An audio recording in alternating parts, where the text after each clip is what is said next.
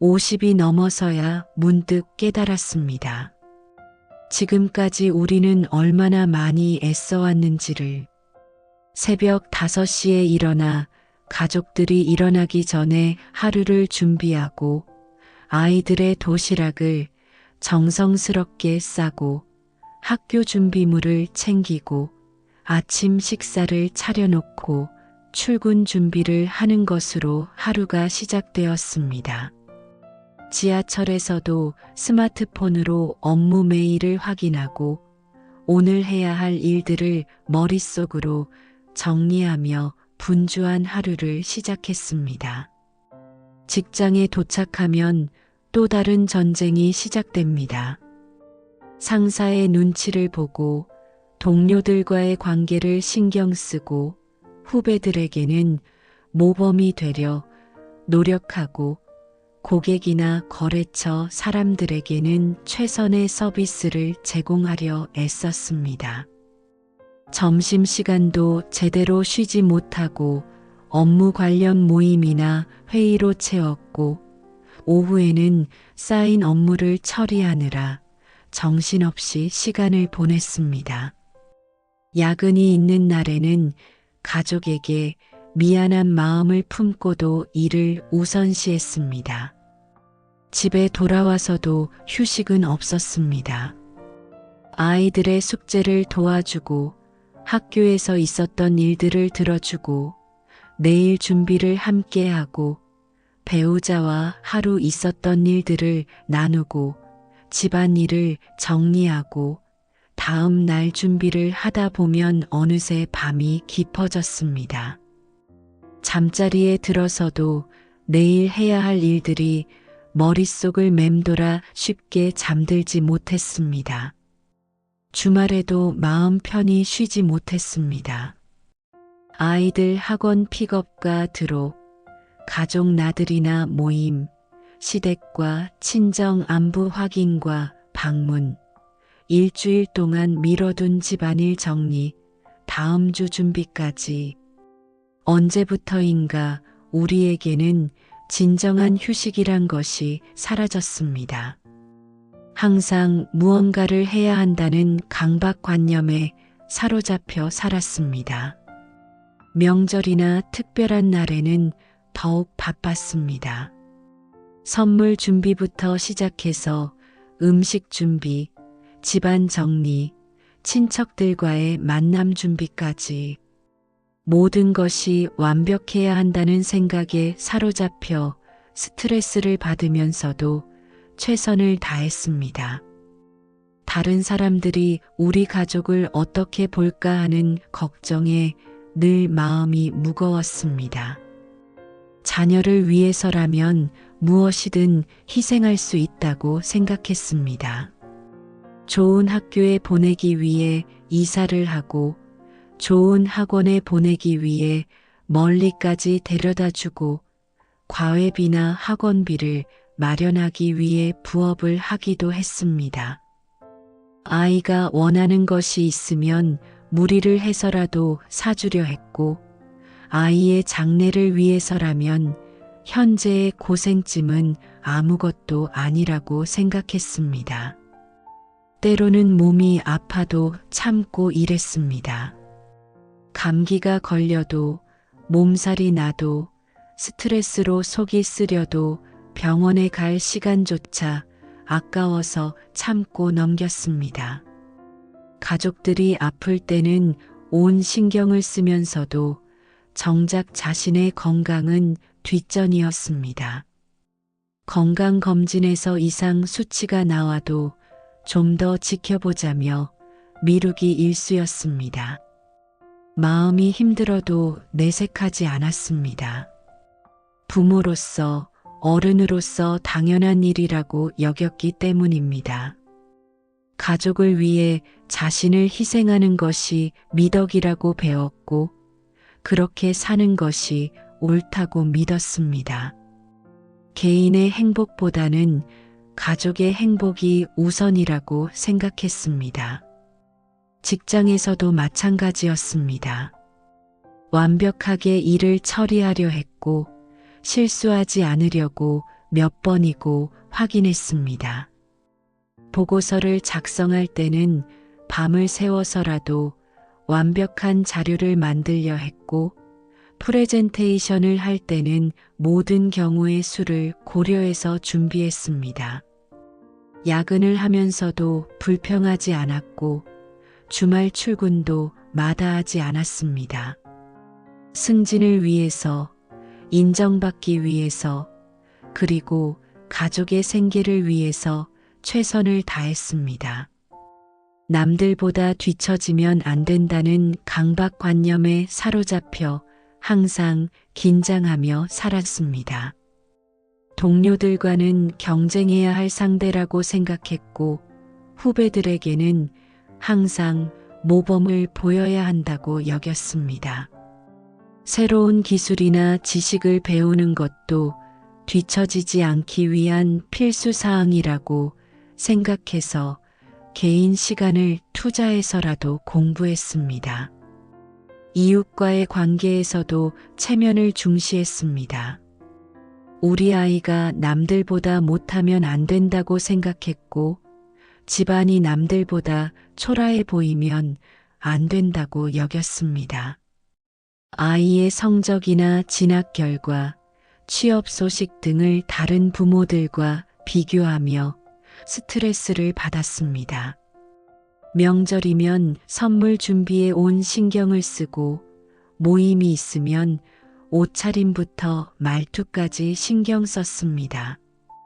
경제적인 부담도 만만치 않았습니다.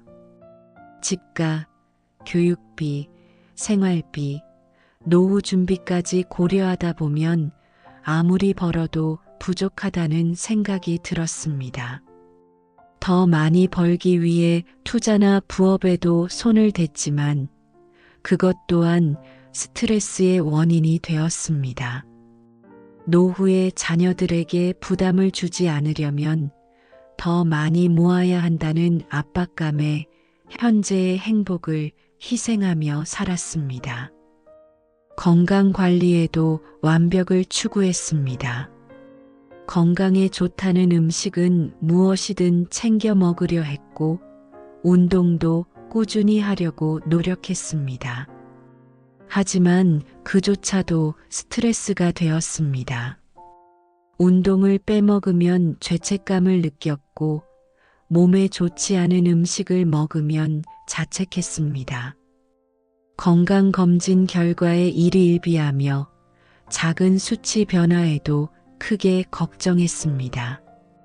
그런데 이제 와서 돌아보니 참으로 피곤합니다. 몸도 마음도 지쳤습니다. 혈압이 올라가고 당뇨 수치가 높아지고 콜레스테롤 수치가 경계선을 넘나들고 밤에 잠이 오지 않습니다. 작은 일에도 짜증이 나고 인내심이 부족해졌으며 가족들과도 자주 다투게 됩니다. 예전에는 참고 넘겼을 일들도 이제는 견디기 어렵습니다. 기억력도 예전 같지 않고 집중력도 떨어졌습니다. 무언가를 하려고 하면 금세 피곤해지고 의욕도 예전만 못합니다. 젊었을 때는 할 수 있었던 일들이 이제는 버겁게 느껴집니다. 몸이 말을 듣지 않으니 마음도 우울해집니다. 자녀들은 이제 독립했지만 여전히 걱정스럽습니다. 결혼은 잘할까? 직장 생활은 순조로울까? 건강하게 잘 지내고 있을까? 끊임없이 걱정됩니다. 연락이 뜸하면 혹시 무슨 일이 있나 싶어 불안하고, 자주 연락하면 간섭한다고 싫어할까봐 조심스럽습니다. 도움을 주고 싶어도 거절당할까봐 망설여지고, 도움을 요청하지 않으면 정말 괜찮은 건지 궁금합니다. 은퇴를 앞두고 있지만 미래가 불안하기만 합니다. 연금만으로 생활할 수 있을까?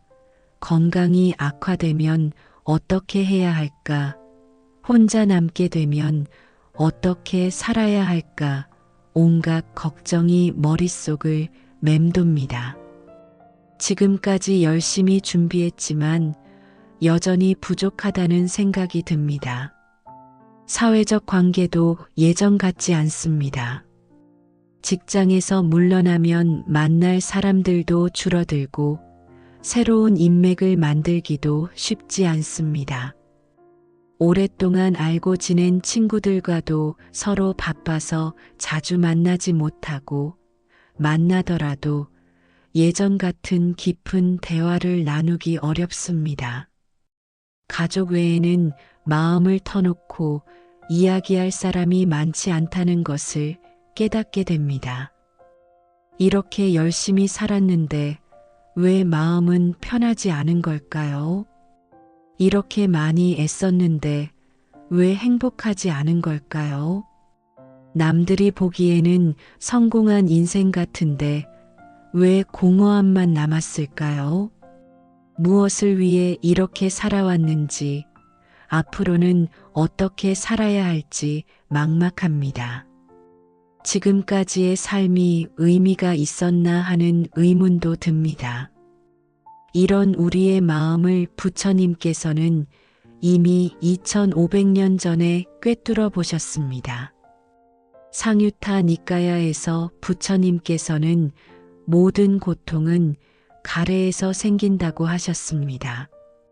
여기서 가래란 끊임없이 무언가를 원하고 집착하는 마음을 말합니다. 더 갖고 싶어 하고, 더 되고 싶어 하고, 더 인정받고 싶어 하는 마음, 더 안전하고 싶어 하고, 더 완벽하고 싶어 하는 마음을 말합니다. 우리가 이토록 애쓰는 이유도 결국 이 가래 때문입니다. 더 많이 갖고 싶고, 더 인정받고 싶고, 더 안전하고 싶어서 애씁니다. 자녀가 더 성공하길 원하고, 우리 가정이 더 화목하길 바라고, 남들보다 더 나은 삶을 살고 싶어 합니다. 더 건강하고 싶고, 더 젊고 싶고, 더 오래 살고 싶어 합니다. 이런 욕망들이 우리를 쉴 새 없이 달리게 만듭니다.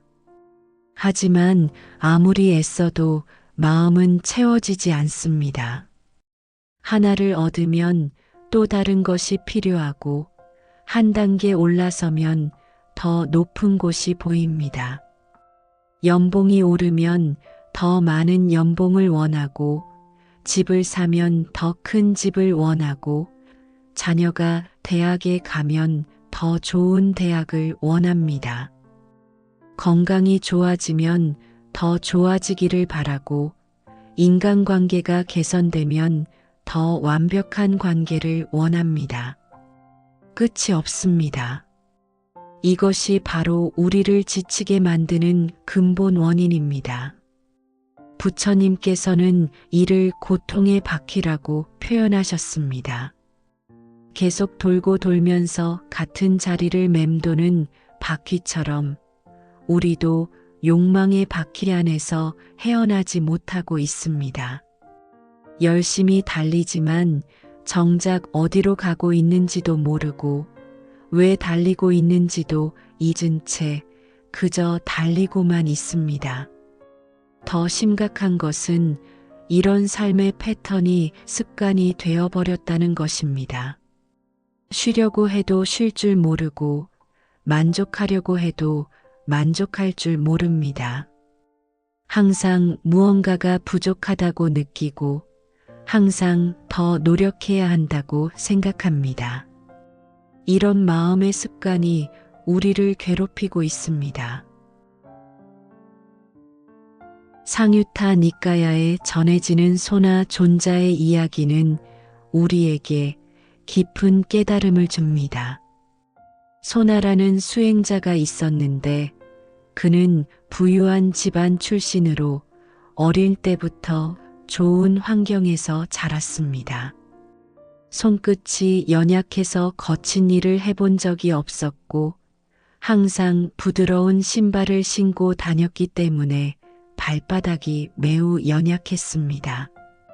출가한 후 소나 존자는 극한의 고행을 통해 빨리 깨달음을 얻고 싶어 했습니다. 다른 수행자들보다 늦게 시작했다는 조급함과 출신 배경에 대한 컴플렉스가 그를 더욱 극단적인 수행으로 몰아갔습니다.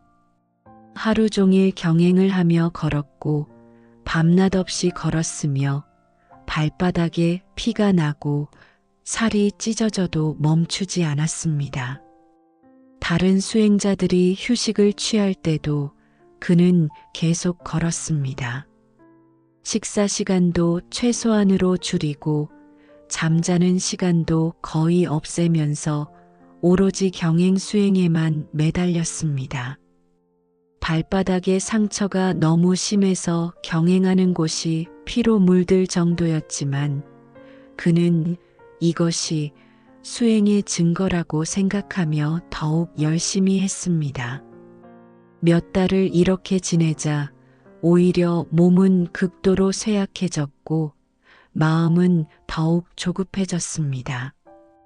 이렇게 열심히 하는데 왜 성과가 없을까 하는 의문과 좌절감이 들었습니다. 다른 수행자들은 자신보다 덜 고생하는 것 같은데 더 나은 경지에 있는 것 같아 보여서 더욱 초조했습니다. 혹시 자신의 방법이 잘못된 것은 아닐까 하는 의심도 들었지만 그래도 더 열심히 하면 될 것이라고 생각했습니다. 심지어 다른 수행자들 사이에서는 소나의 극단적인 수행에 대해 우려의 목소리가 나오기 시작했습니다. 저렇게 하다가 몸을 망가뜨리는 것은 아닐까? 수행은 원래 저렇게 하는 것일까? 하는 의문들이 제기되었습니다. 하지만 소나는 이런 소리들을 자신의 의지가 약해서 나오는 소리라고 여기며 더욱 극단적으로 수행했습니다. 그러던 어느 날 부처님께서 소나의 수행 모습을 보시고 그에게 다가가셨습니다. 부처님께서는 피로 물든 경행로와 극도로 야윈 소나의 모습을 보시고 자비로운 미소를 지으시며 말씀하셨습니다.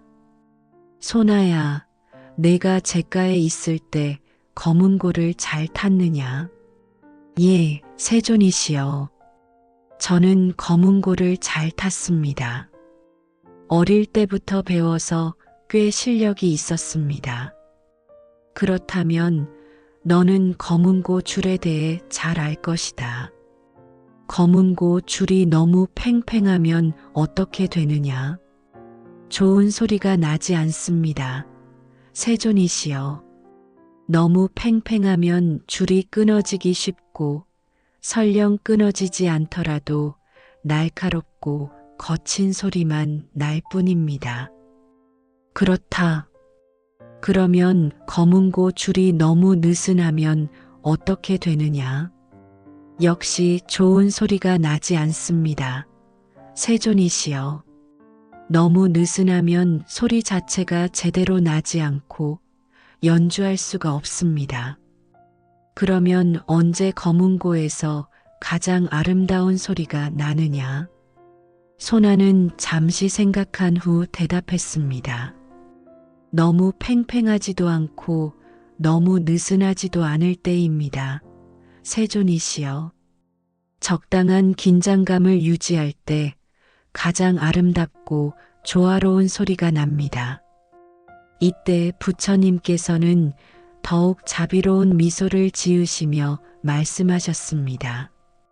바로 그것이다, 소나야. 수행도 이와 같다.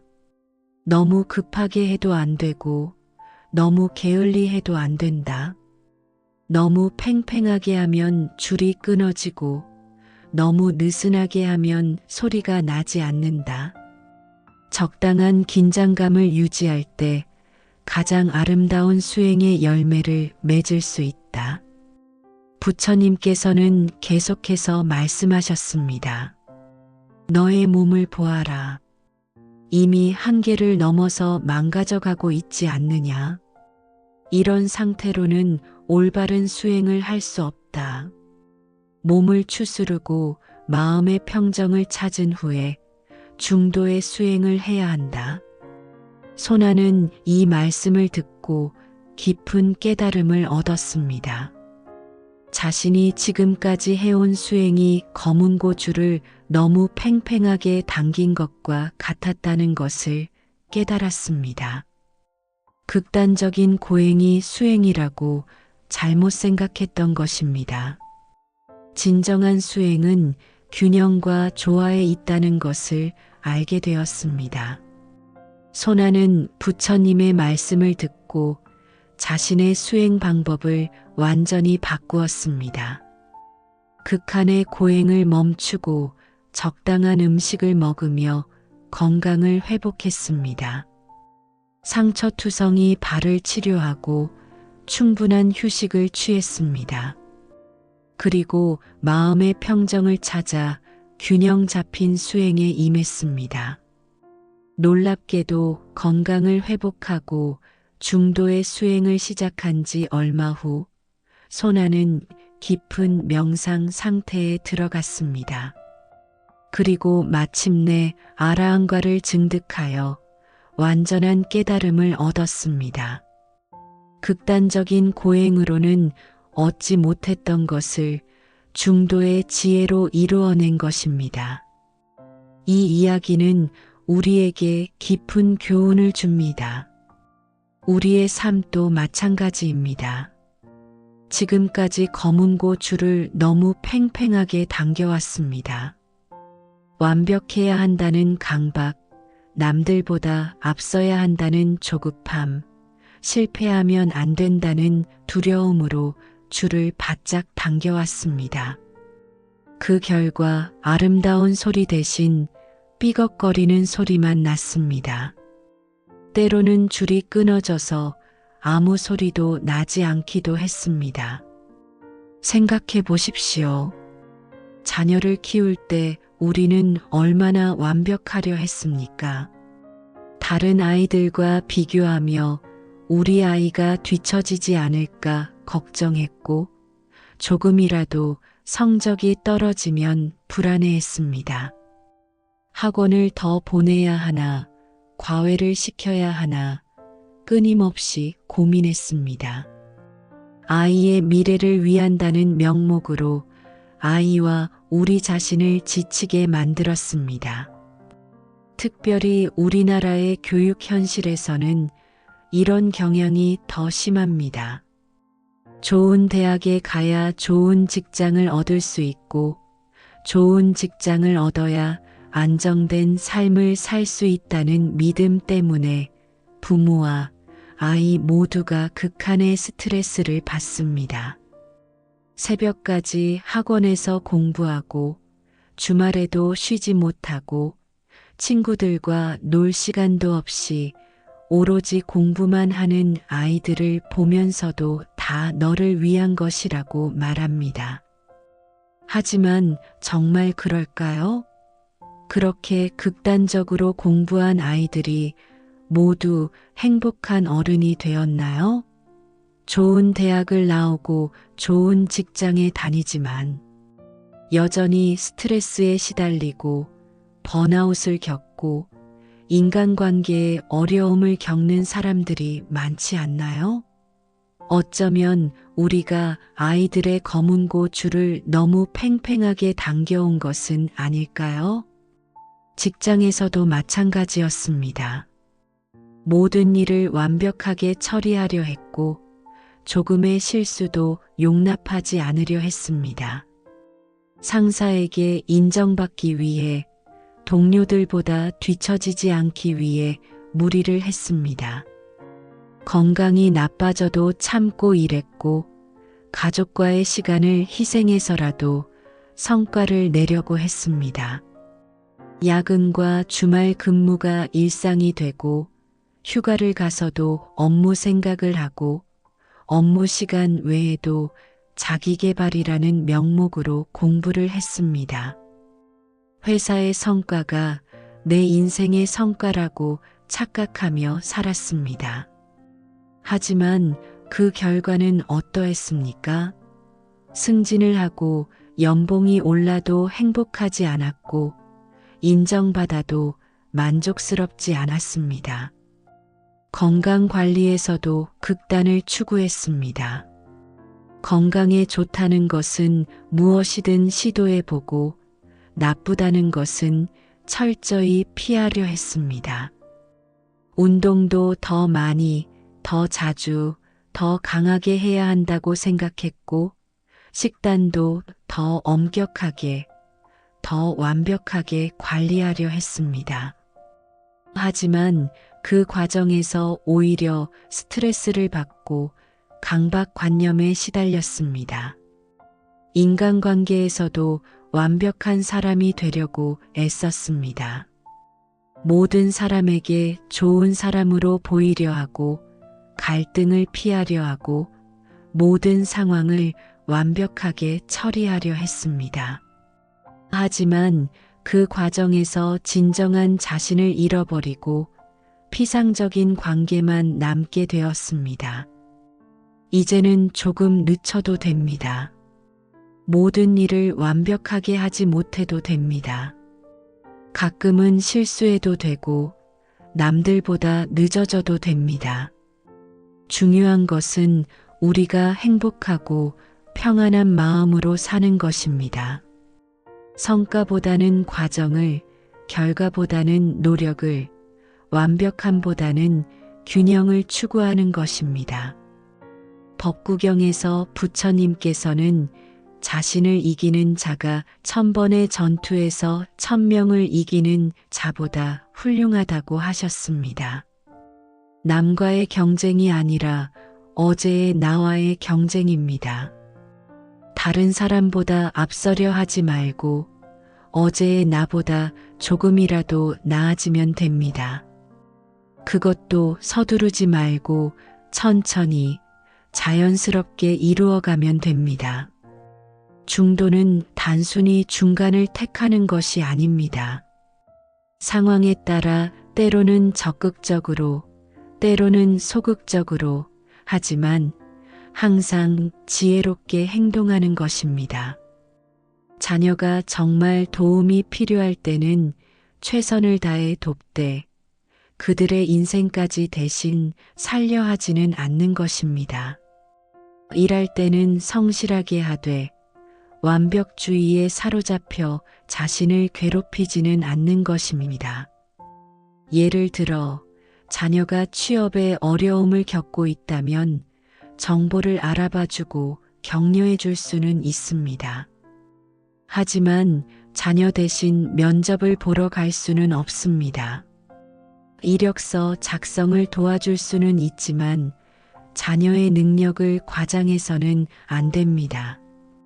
도움은 주되 의존하게 만들지 않고 사랑은 하되 간섭하지 않는 것이 중도입니다. 직장에서도 맡은 일은 성실하게 하되 회사의 모든 문제를 혼자 해결하려 하지는 않는 것입니다. 자신의 역할과 책임을 분명히 하고 그 범위 안에서 최선을 다하면 됩니다. 그 이상을 요구받는다면 정중하게 거절할 수도 있어야 합니다. 야근이 불가피한 상황이라면 하되 습관적인 야근은 피해야 합니다. 건강관리에서도 중도가 필요합니다. 너무 엄격한 식단과 운동으로 자신을 괴롭힐 필요도 없고 반대로 아예 신경 쓰지 않을 수도 없습니다.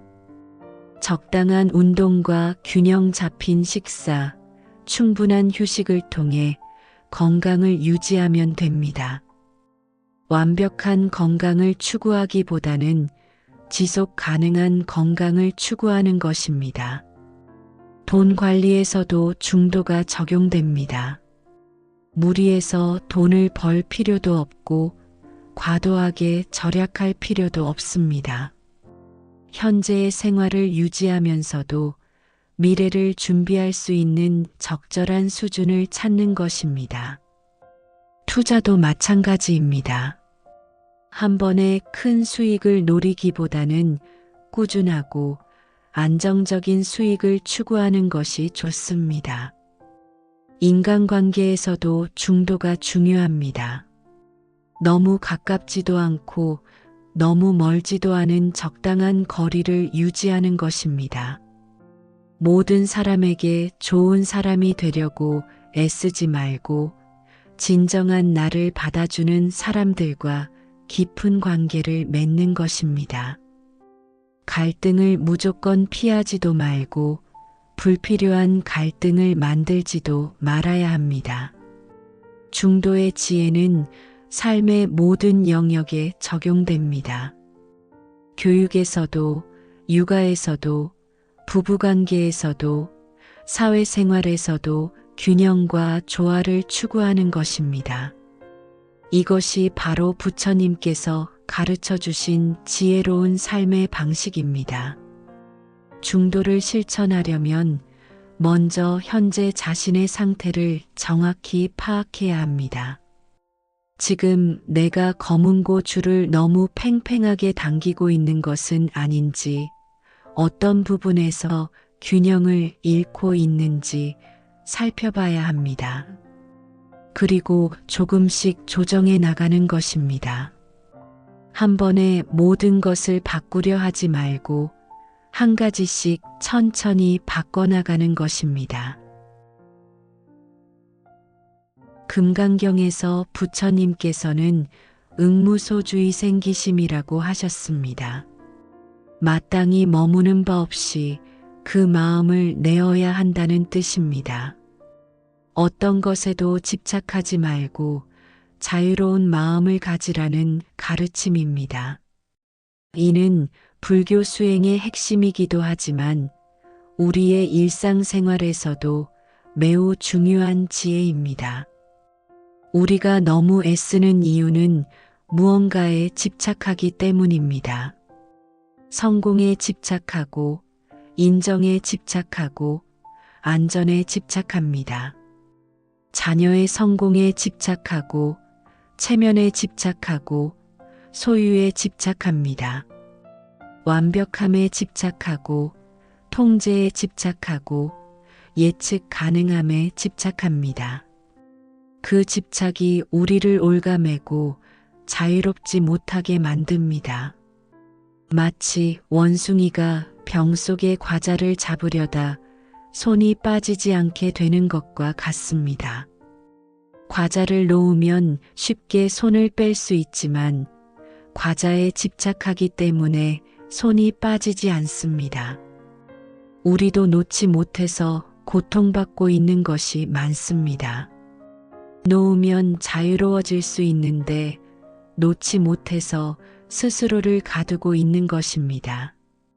내려놓는다는 것은 포기하는 것이 아닙니다.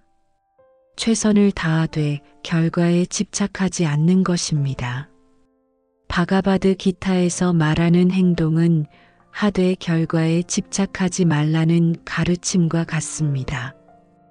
우리가 할 수 있는 것은 과정뿐이고 결과는 온갖 인연이 만나서 이루어지는 것이기 때문입니다. 예를 들어 자녀 교육을 생각해 보십시오. 부모로서 할 수 있는 최선은 다했습니다. 좋은 환경을 만들어주고 사랑으로 키우고 올바른 가치관을 심어주려 노력했습니다. 경제적으로 뒷받침해주고 정서적으로 지지해 주었습니다. 교육 기회를 제공하고 멘토 역할을 해주었습니다. 하지만 자녀가 어떤 길을 걸을지, 어떤 선택을 할지는 그 아이의 몫입니다. 부모가 모든 것을 통제할 수도 없고 통제해서도 안 됩니다. 아이는 부모의 소유물이 아니라 독립된 인격체입니다. 부모의 꿈을 대신 이루어줄 의무도 없고 부모의 기대에 부응할 의무도 없습니다. 아이에게는 아이만의 인생이 있고 아이만의 행복이 있습니다. 아이가 부모의 기대와 다른 길을 선택한다고 해서 실패한 것이 아닙니다.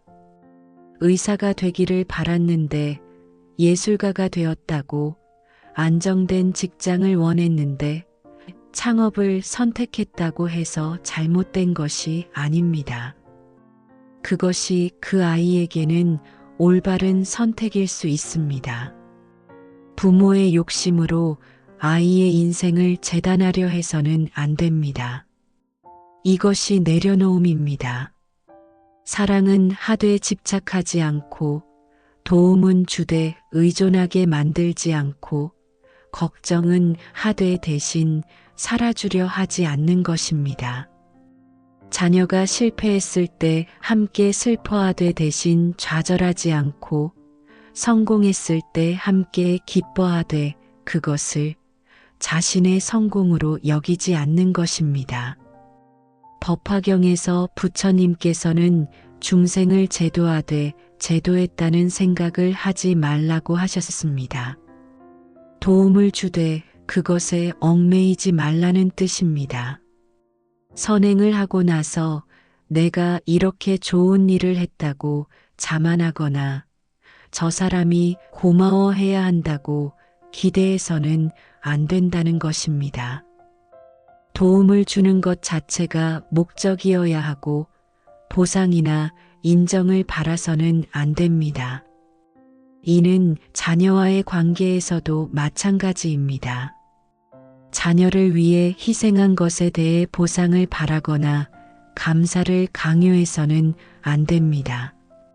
내가 너를 위해 이렇게 많이 해줬는데 라는 말로 아이를 부담스럽게 만들어서는 안 됩니다. 부모의 사랑은 조건이 없어야 하고 대가를 바라지 않아야 합니다. 많은 부모들이 자녀에게 효도를 기대합니다. 물론 자녀가 부모에게 감사하고 돌봄을 제공하는 것은 아름다운 일입니다. 하지만 그것을 강요하거나 조건으로 내세워서는 안 됩니다. 진정한 효도는 자녀의 마음에서 우러나와야 하는 것이지 부모의 요구에 의해 억지로 하는 것이 아닙니다. 자녀가 멀리 있어서 자주 연락하지 못한다고, 바빠서 자주 방문하지 못한다고 서운해할 필요가 없습니다. 자녀에게는 자녀의 삶이 있고 자녀의 우선순위가 있습니다. 부모는 자녀가 필요할 때 도움을 줄 수 있도록 준비하고 기다리면 됩니다. 직장에서도 마찬가지입니다. 맡은 일은 성실하게 하되 모든 것을 혼자 짊어지려 하지 마십시오. 완벽하게 하려고 밤을 새우고 건강을 해치면서까지 할 필요는 없습니다. 여러분이 쓰러지면 오히려 더 큰 피해가 됩니다. 적당히 하라는 것이 아니라 지혜롭게 하라는 것입니다. 회사의 성과가 좋지 않다고, 동료가 인정해주지 않는다고, 상사가 평가를 제대로 해주지 않는다고 해서 자신의 가치까지 낮게 평가할 필요는 없습니다. 외부의 평가와 내적 가치는 별개의 문제입니다. 최선을 다했다면 그것만으로도 충분합니다. 승진이나 인정에 대한 욕심도 내려놓아야 합니다. 물론 정당한 평가를 받고 싶어 하는 것은 자연스러운 일입니다. 하지만 그것에 매달려서 자신을 괴롭힐 필요는 없습니다. 승진하지 못했다고 해서 인생이 실패한 것이 아니고, 인정받지 못했다고 해서 무능한 것이 아닙니다. 최선을 다하되 결과는 받아들이는 자세가 필요합니다. 승진하면 감사하고, 안 되면 아직 때가 아니구나 하고 담담하게 받아들이는 것입니다. 회사 생활은 인생의 일부분일 뿐이지 전부가 아닙니다. 직장에서의 성공이 인생의 성공을 보장하지도 않습니다. 돈에 대한 집착도 내려놓아야 합니다. 돈이 중요하지 않다는 것이 아니라 돈 때문에 인생을 망치지 말라는 것입니다.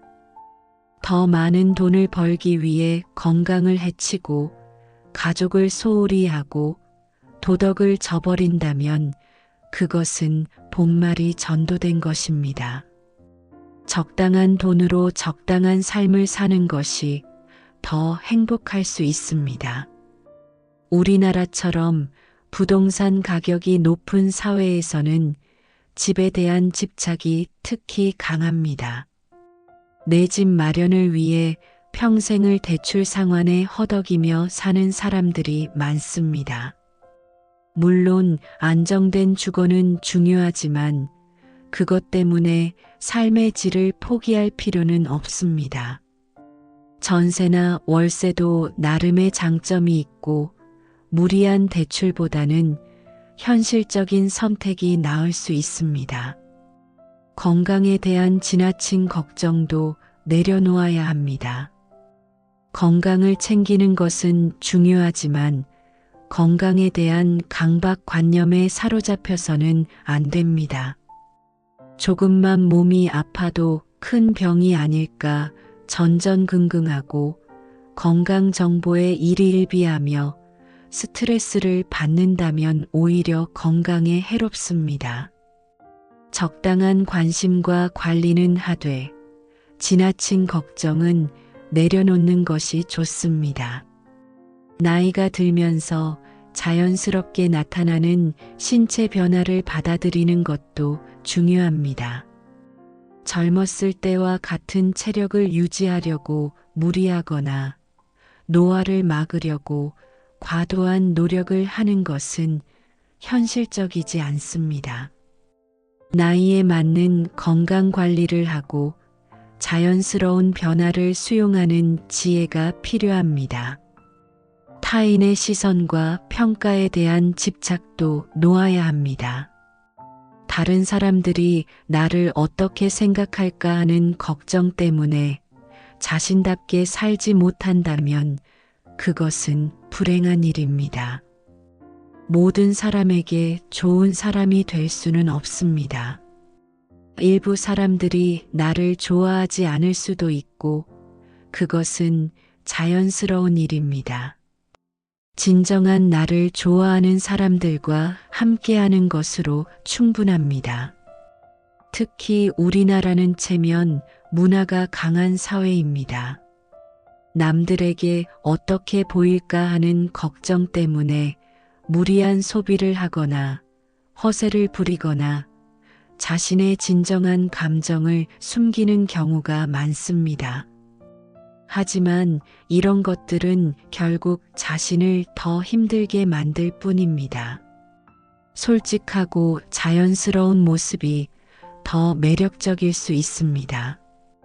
과거에 대한 후회와 미래에 대한 불안도 내려놓아야 합니다. 이미 지나간 일은 바꿀 수 없습니다. 후회하고 자책한다고 해서 과거가 바뀌지는 않습니다. 과거의 실수는 교훈으로 삼되 그것에 매달려 현재를 망치지는 말아야 합니다.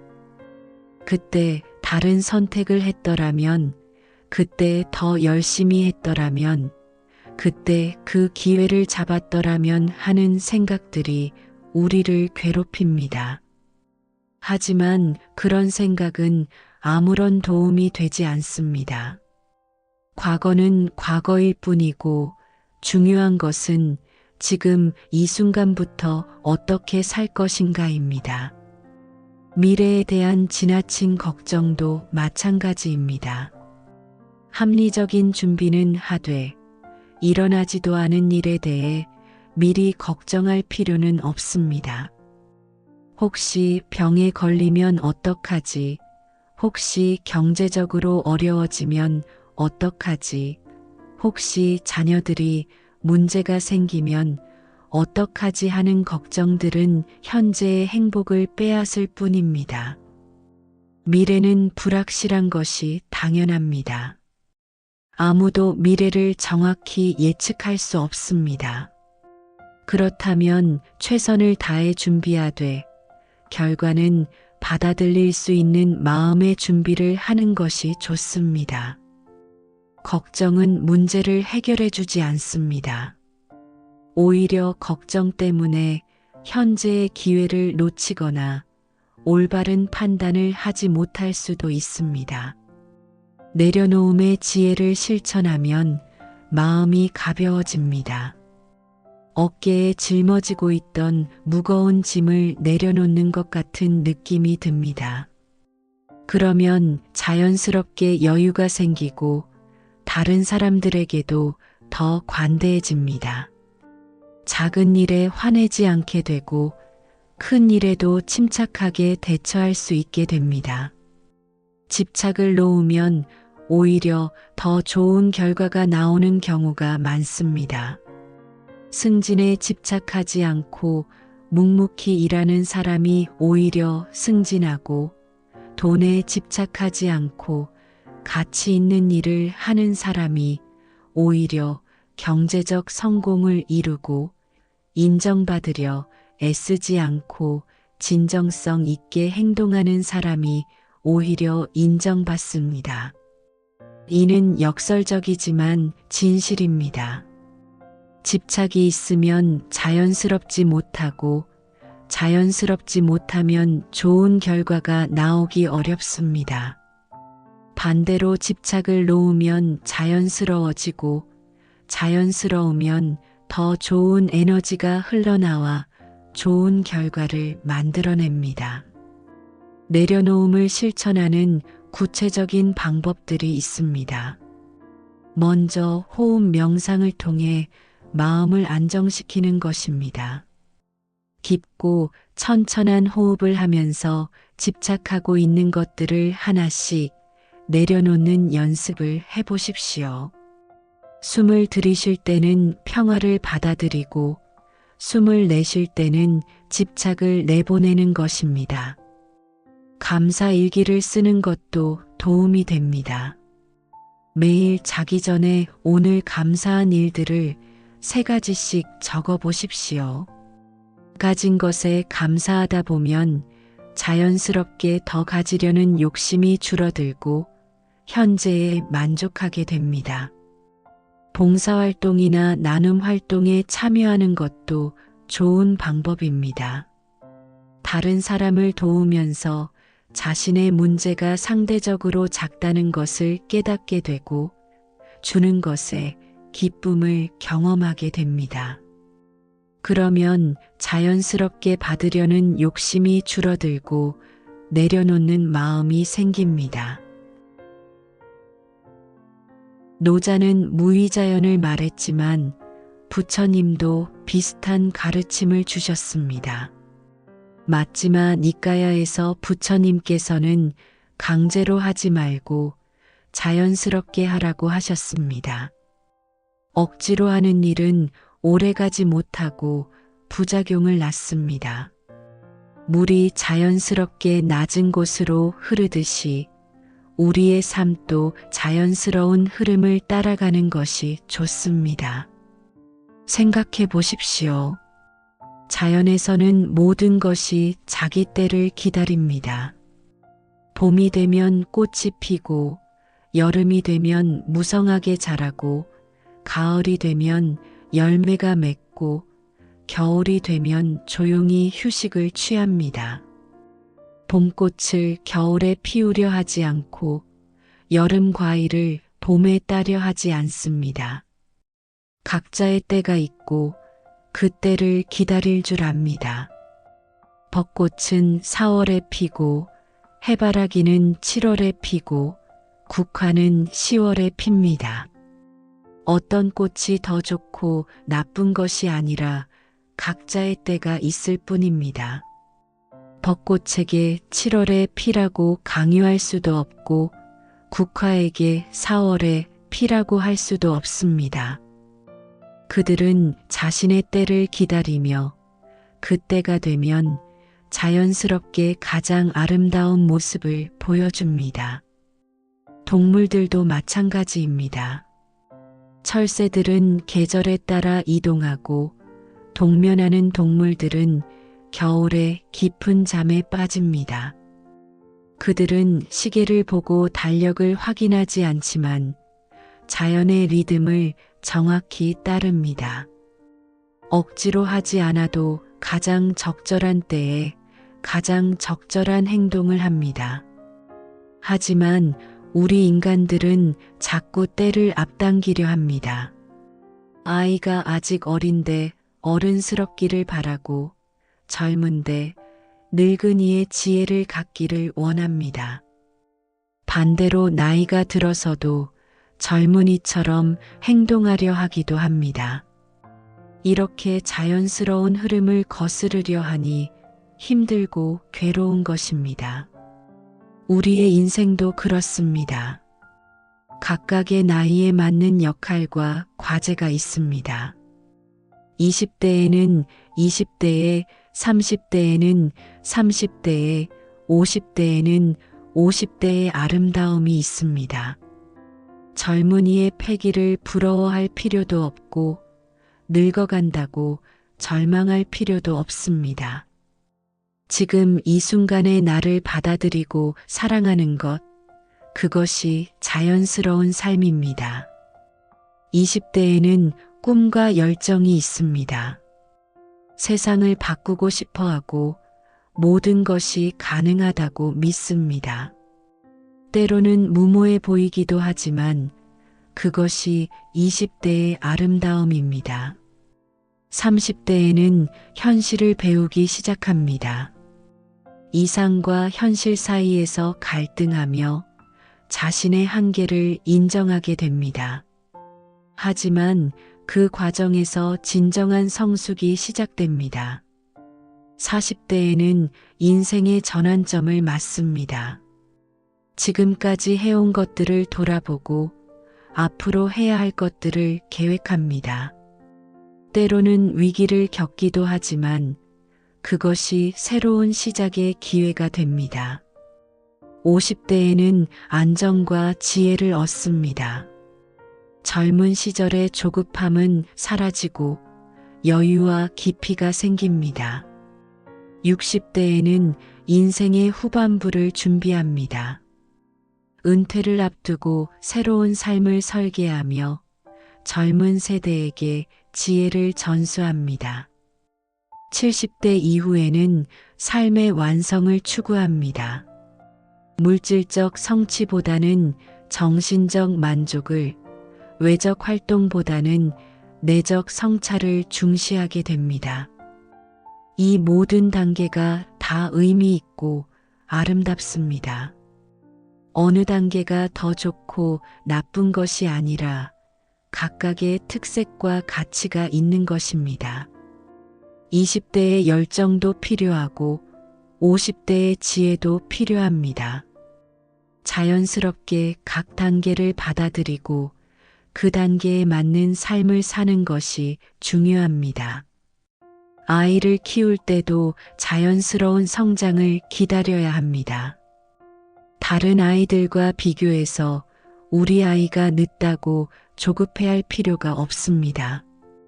어떤 아이는 일찍 말을 하고 어떤 아이는 늦게 말을 합니다. 어떤 아이는 공부를 잘하고 어떤 아이는 운동을 잘합니다. 어떤 아이는 일찍 철이 들고 어떤 아이는 늦게 철이 듭니다. 이 모든 것이 자연스러운 일입니다. 우리가 할 일은 아이의 자연스러운 성장을 돕고 기다리는 것입니다. 억지로 빨리 크게 하려 하지 말고 아이만의 속도를 인정해 주어야 합니다. 다른 아이와 비교하지 말고 어제의 그 아이와 오늘의 그 아이를 비교해서 조금이라도 성장했다면 격려해 주어야 합니다. 특히 요즘 아이들은 과도한 조기 교육으로 인해 자연스러운 성장 과정을 겪지 못하는 경우가 많습니다. 아직 놀 나이인데 공부에만 매달리고 아직 꿈을 찾을 나이인데 진로를 정하라고 재촉받습니다. 이런 것들이 아이들의 자연스러운 발달을 방해하고 스트레스를 줍니다. 아이들에게는 충분히 놀 시간과 자유롭게 탐색할 시간이 필요합니다. 실패해 볼 기회도 필요하고 시행착오를 겪을 기회도 필요합니다. 모든 것을 미리 계획하고 통제하려 하지 말고 아이가 자연스럽게 경험하고 배울 수 있도록 도와주어야 합니다. 직장 생활에서도 자연스러운 태도가 필요합니다.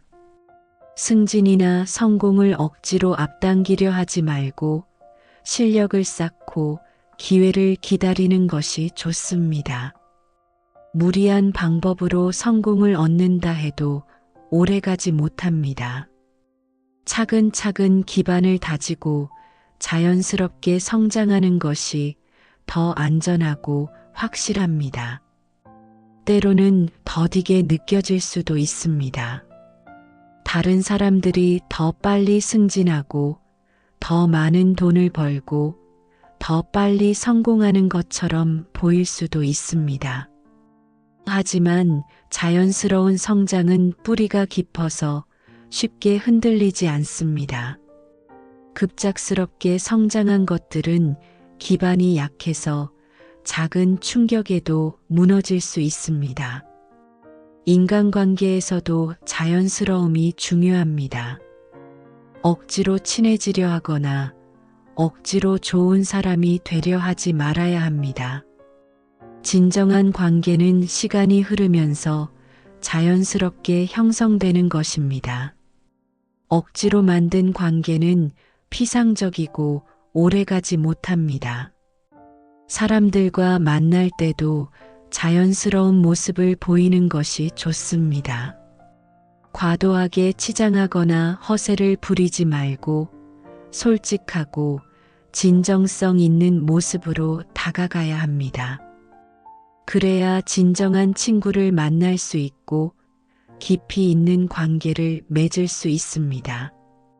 부부관계도 마찬가지입니다.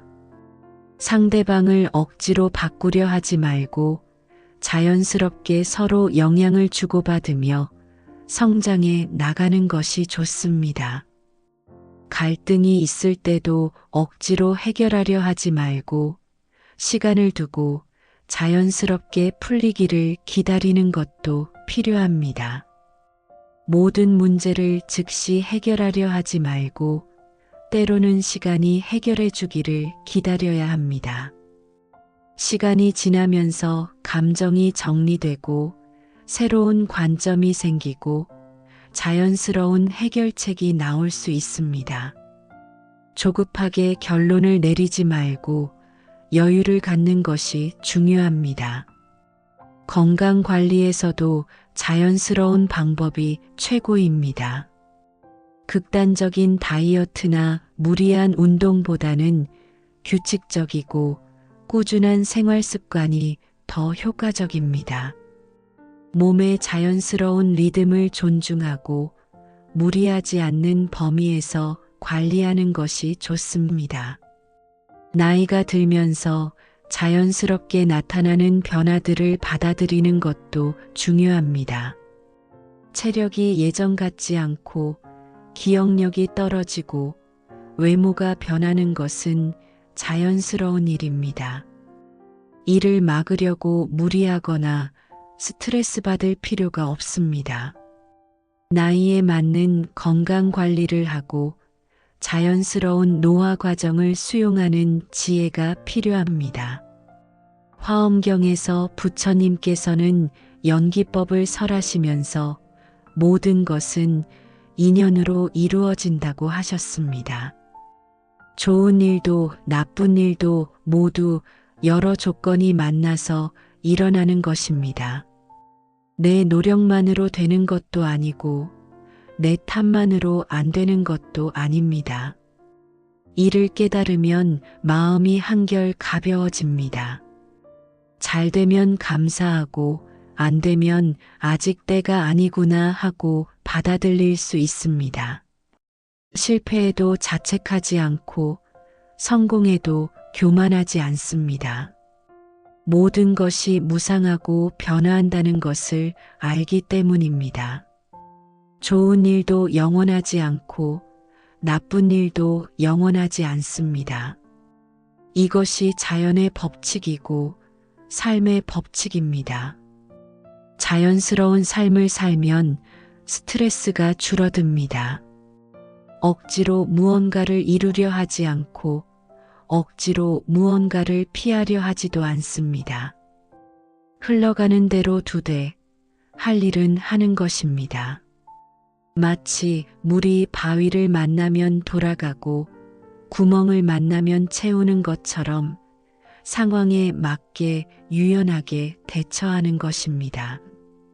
물의 지혜를 배워야 합니다. 물은 가장 부드럽지만 바위도 뚫습니다. 물은 높은 곳에서 낮은 곳으로 흐르지만 결국 바다에 도달합니다. 물은 용기에 따라 모양을 바꾸지만 본질은 변하지 않습니다. 이런 물의 특성을 닮아서 살 수 있다면 어떤 상황에서도 평온을 유지할 수 있을 것입니다. 이런 자연스러운 태도를 기르려면 명상이나 산책 같은 자연과 가까워지는 시간을 갖는 것이 좋습니다. 자연을 관찰하다 보면 자연스러운 삶의 지혜를 배울 수 있습니다. 나무가 계절에 따라 변화하는 모습, 꽃이 피고 지는 모습, 새들이 자유롭게 날아다니는 모습에서 우리도 배울 점이 많습니다. 자연 속에서 시간을 보내면 마음이 절로 평안해집니다. 도시의 소음과 스트레스에서 벗어나 자연의 고요함 속에서 진정한 휴식을 취할 수 있습니다. 자연의 리듬에 맞춰 살아가는 연습을 할 수도 있습니다.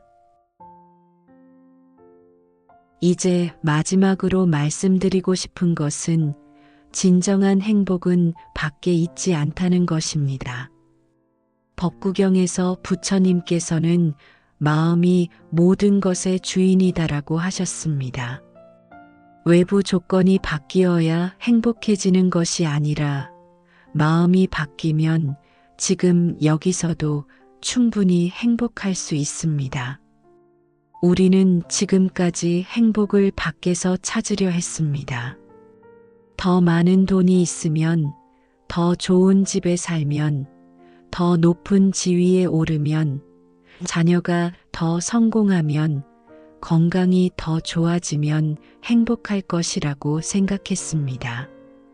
하지만 이런 외부 조건들을 어느 정도 갖추고 나서도 마음은 여전히 불안하고 공허했습니다.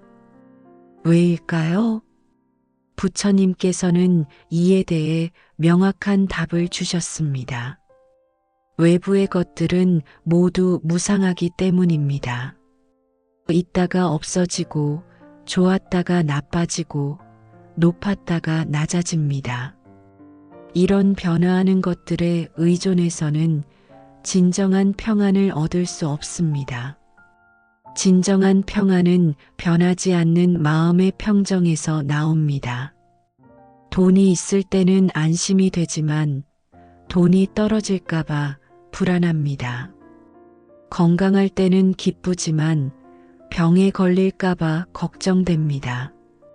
자녀가 잘 될 때는 뿌듯하지만 문제가 생길까봐 염려됩니다. 이렇게 외부 조건에 의존하는 한 진정한 평화를 얻을 수 없습니다. 마음의 평화를 얻으려면 먼저 현재에 만족하는 법을 배워야 합니다. 지금 가진 것에 감사하고 지금 있는 곳에서 행복을 찾는 것입니다. 물론 더 나은 미래를 위해 노력하는 것도 좋습니다. 하지만 미래의 행복을 위해 현재의 행복을 포기해서는 안 됩니다. 우리가 가진 것들을 한번 세어 보십시오. 건강한 몸, 따뜻한 가정, 안정된 직장, 소중한 친구들, 맛있는 음식, 아름다운 자연, 이 모든 것들이 얼마나 귀한 것들입니까? 세상에는 이런 것들 하나라도 갖지 못한 사람들이 많습니다. 우리는 이미 충분히 많은 것을 가지고 있습니다. 아침에 눈을 떴을 때 오늘도 무사히 하루를 시작할 수 있구나 하고 감사할 수 있습니다. 가족들의 건강한 모습을 볼 때 우리 가족이 모두 건강하구나 하고 기뻐할 수 있습니다. 맛있는 식사를 할 때 이렇게 좋은 음식을 먹을 수 있구나 하고 만족할 수 있습니다. 감사하는 마음을 기르는 것도 중요합니다. 매일 저녁 잠자리에 들기 전에 오늘 하루 감사한 일들을 3가지씩 떠올려 보십시오. 아주 작은 것이라도 좋습니다. 따뜻한 햇살, 친구의 안부 전화, 맛있었던 점심, 버스가 제 시간에 온 것, 이런 소소한 일상 속에서도 감사할 거리는 무궁무진합니다. 감사 일기를 쓰는 것도 좋은 방법입니다. 매일 감사한 일들을 기록하다 보면 자연스럽게 긍정적인 것들에 주의를 기울이게 되고 작은 행복들을 발견하는 능력이 생깁니다. 그러면 같은 상황이라도 더 행복하게 느낄 수 있습니다. 비교하는 마음을 줄이는 것도 필요합니다. 다른 사람과 비교해서 우리가 부족하다고 느끼면 불행해집니다. 하지만 비교 대상을 바꾸면 감사할 일이 많습니다.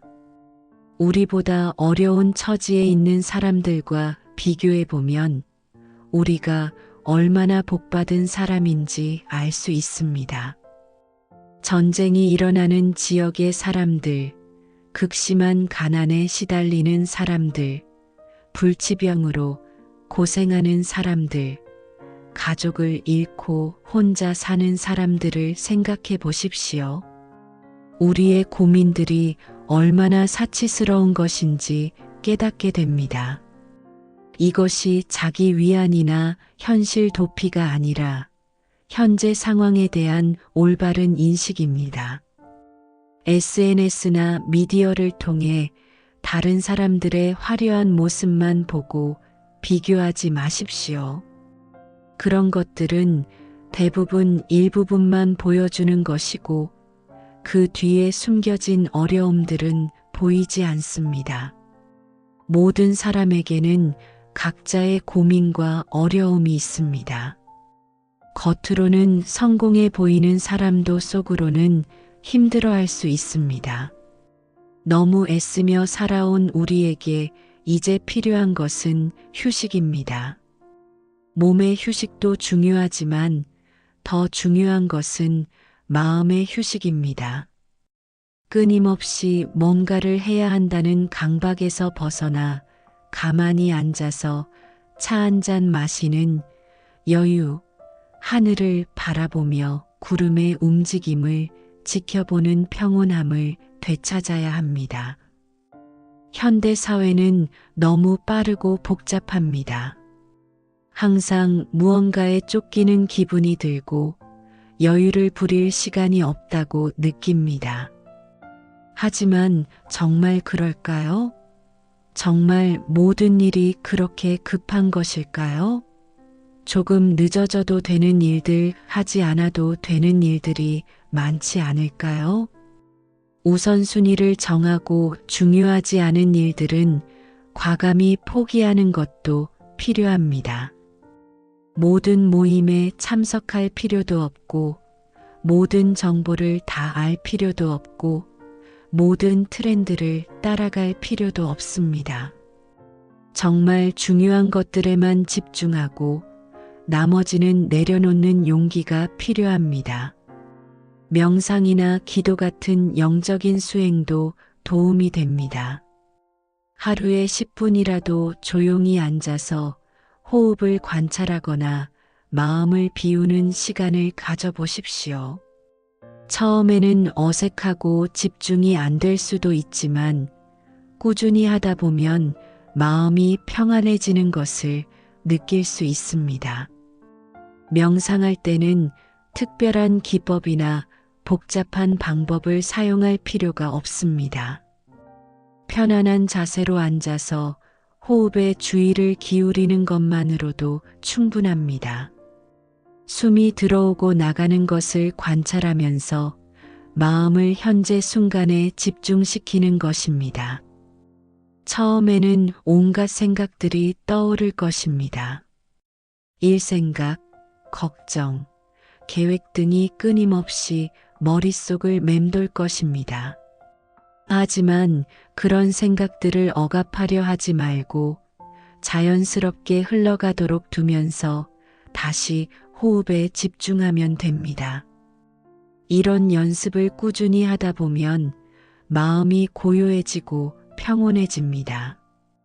독서나 음악 감상 같은 문화 활동도 마음의 평화에 도움이 됩니다. 좋은 책을 읽으면서 지혜를 얻고 아름다운 음악을 들으면서 마음을 정화하는 것도 좋습니다.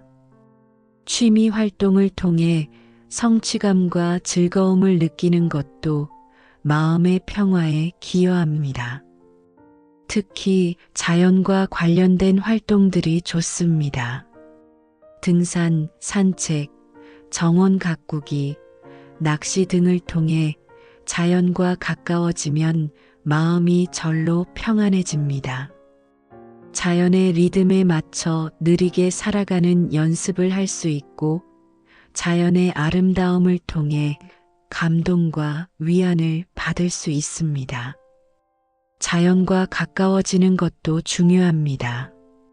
바쁜 일상에서 벗어나 산이나 바다, 공원을 찾아가 자연의 아름다움을 만끽하는 것입니다. 자연 속에서는 마음이 절로 평안해집니다. 도시의 소음과 스트레스에서 벗어나 자연의 고요함 속에서 진정한 휴식을 취할 수 있습니다. 나무들이 바람에 흔들리는 모습을 보거나 새들의 지저귐을 들으면서 마음의 평화를 찾을 수 있습니다. 꽃들이 조용히 피어나는 모습에서 자연스러운 성장의 지혜를 배울 수 있고 흐르는 물소리에서 마음의 정화를 경험할 수 있습니다. 반야심경에서 색즉시공, 공즉시색이라 했습니다. 형상이 있는 것이 곧 공하고 공한 것이 곧 형상이라는 뜻입니다. 우리가 그토록 중요하게 여기는 성공, 명예, 재산도 결국은 공한 것입니다. 그렇다고 의미 없다는 것이 아니라 집착할 필요가 없다는 것입니다. 이 깨달음이 오면 마음이 자유로워집니다. 해도 되고 안 해도 되고 있어도 되고 없어도 됩니다. 이런 마음으로 살면 오히려 더 좋은 결과가 나옵니다. 억지로 하지 않으니 자연스럽고 자연스러우니 오래갑니다. 집착하지 않으니 실패해도 좌절하지 않고 성공해도 교만해지지 않습니다. 용서하는 마음을 기르는 것도 평화에 필수적입니다. 자신을 용서하고 다른 사람을 용서하는 것입니다. 과거의 실수나 상처 때문에 괴로워하지 말고 모든 것을 용서하고 내려놓으십시오. 용서는 상대방을 위한 것이 아니라 자신을 위한 것입니다. 용서할 때 마음이 가벼워지고 평안해집니다. 자신에 대한 용서가 특히 중요합니다. 우리는 자신에게 가장 엄격한 판사가 되는 경우가 많습니다. 작은 실수에도 자책하고 완벽하지 못한 자신을 비난합니다. 하지만 인간이라면 누구나 실수하고 부족한 면이 있습니다. 그것이 자연스러운 일입니다. 과거의 잘못된 선택들, 놓친 기회들, 상처 준 말들을 후회하지 마십시오. 그때는 그때 나름대로 최선이었을 것입니다. 지금의 지혜로 과거를 판단하는 것은 공정하지 않습니다. 과거의 자신을 이해하고 용서해 주십시오. 다른 사람들에 대한 용서도 마찬가지입니다. 상처를 준 사람들, 이해해 주지 않은 사람들, 배신한 사람들에 대한 원망을 놓아버리십시오. 원망을 품고 있는 것은 독을 마시고 상대방이 죽기를 바라는 것과 같습니다. 결국 자신만 괴로워집니다. 용서한다고 해서 그 사람의 행동을 정당화하거나 다시 관계를 맺어야 한다는 것은 아닙니다. 단지 그 일에 대한 감정적 짐을 내려놓는 것입니다. 그러면 마음이 자유로워지고 새로운 에너지를 얻을 수 있습니다. 봉사와 나눔의 마음도 평화를 가져다 줍니다. 자신만 생각하지 말고 다른 사람들을 도우려는 마음을 가져보십시오. 작은 도움이라도 좋습니다. 이웃을 돕고 사회에 기여하는 일에 참여하면 마음의 보람과 평화가 찾아옵니다. 주는 것이 받는 것보다 더 큰 행복을 준다는 것을 경험하게 될 것입니다. 봉사활동을 통해 자신보다 어려운 처지에 있는 사람들을 만나게 되면 자신의 문제가 상대적으로 작다는 것을 깨닫게 됩니다. 또한 다른 사람을 도우면서 자신도 힘을 얻게 되고 삶의 의미를 발견하게 됩니다. 꼭 큰 봉사활동이 아니어도 됩니다. 일상 속에서 작은 친절을 베푸는 것만으로도 충분합니다. 엘리베이터에서 문을 열어주고 무거운 짐을 들어주고 길을 모르는 사람에게 안내해 주는 것 같은 작은 행동들도 의미가 있습니다. 마지막으로 현재 순간에 집중하는 연습을 하십시오. 과거의 후회나 미래의 걱정에 사로잡히지 말고 지금 이 순간에 온전히 머물러 보십시오. 지금 이 순간이 우리가 살 수 있는 유일한 시간입니다. 과거는 이미 지나갔고 미래는 아직 오지 않았습니다. 지금 이 순간을 소중히 여기고 충실히 사는 것, 그것이 평화롭고 행복한 삶의 비결입니다. 현재 순간에 집중하면 과도한 걱정이나 불안에서 벗어날 수 있습니다. 지금 하고 있는 일에 온전히 집중하고 지금 만나는 사람과 진심으로 소통하고 지금 경험하는 것들을 깊이 있게 느끼는 것입니다. 부처님께서는 열반경에서 모든 행은 무상하니 방일하지 말고 정진하라는 마지막 말씀을 남기셨습니다. 여기서 정진이란 억지로 애쓰는 것이 아니라 깨어있음을 말합니다. 매 순간 깨어있되 집착하지 않고 최선을 다하되 결과에 매달리지 않는 것입니다. 이것이 바로 부처님께서 가르쳐 주신 지혜로운 삶의 방식입니다. 이제 우리도 너무 애쓰지 말고 자연스럽게 살아갑시다. 검은고 줄처럼 적당한 긴장감은 유지하되 너무 팽팽하게 당기지는 맙시다. 내려놓을 것은 내려놓고 받아들일 것은 받아들이며 지금 이 순간에 감사하며 살아갑시다.